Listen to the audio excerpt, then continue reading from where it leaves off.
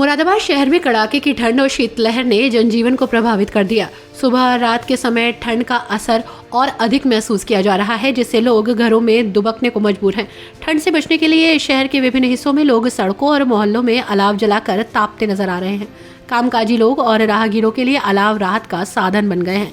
खासतौर पर सुबह और देर रात दफ्तर जाने वाले कर्मचारी और सड़क पर गुजरने वाले लोग अलाव के पास खड़े होकर ठंड से राहत पाने की कोशिश करते दिख रहे हैं। नगर निगम ने शहर के मुख्य चौकों और सार्वजनिक स्थलों पर अलाव जलाने की व्यवस्था की। ये पहल लोगों को ठंड से बचाने के लिए की गई है। नगर निगम के अधिकारियों ने कहा कि ठंड के बढ़ते असर को देखते हुए अलाव की संख्या बढ़ाने पर विचार किया जा रहा है। मौसम विभाग ने आने वाले दिनों में ठंड और बढ़ने की संभावना जताई है।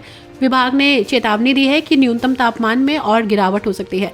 प्रशासन ने लोगों से सतर्क रहने और जरूरी एहतियात बरतने की अपील की है। खासतौर पर बच्चों और बुजुर्गों का विशेष ध्यान रखने की सलाह दी है। शहर के अस्पतालों में ठंड से संबंधित बीमारियों के मरीजों की संख्या भी बढ़ने लगी है।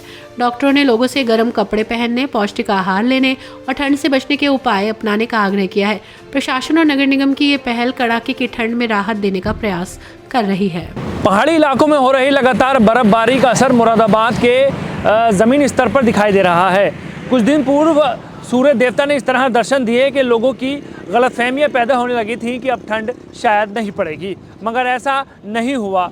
2 दिन के बाद ही सूर्य देवता ने आसमानों में अपनी जगह बना ली और पूरी तरह छुप गए, जिसके बाद अब पहाड़ी इलाकों से हो रही बर्फबारी के बाद मुरादाबाद के ज़मीनी स्तर पर कोहरे की चादर ने मुरादाबाद महानगर को अपनी चपेट में ले लिया और पूरे मुरादाबाद महानगर में ठंड का स्तर बढ़ता हुआ दिखाई दे रहा है।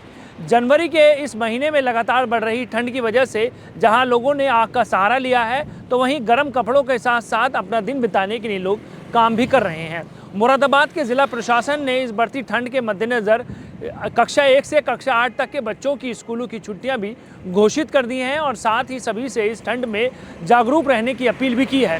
साथ ही सामाजिक संस्थाएं भी गरीब तबके के लोगों की मदद करने के लिए काम कर रहे हैं। शहर के अनेक स्थानों पर जो है गर्म चाय लोगों को वितरित की जा रही है और साथ ही सभी से अपील की जा रही है कि छोटे बच्चों का इस ठंड में ख्याल रखें। मौसम विभाग की माने तो लगातार अभी ठंड बढ़ती हुई दिखाई देगी और लोगों की ये गलतफहमियां दूर हो जाएंगी कि शायद जनवरी में अब ठंड नहीं पड़ेगी।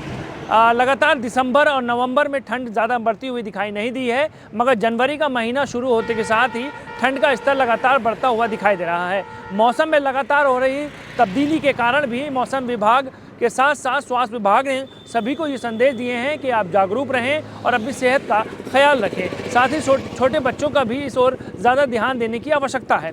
डॉक्टरों का भी ये कहना है कि बच्चों को गर्म कपड़े और ज़्यादातर घरों में रहने का कोशिश करें, जिससे बच्चों को किसी बीमारी का शिकार न होना पड़े। कुल मिलाकर मुरादाबाद में बढ़ती हुई ठंड के चलते लोगों की जीवन की रफ्तार थमती हुई दिखाई दे रही है और सभी एक दूसरे की मदद करने के लिए काम भी कर रहे हैं।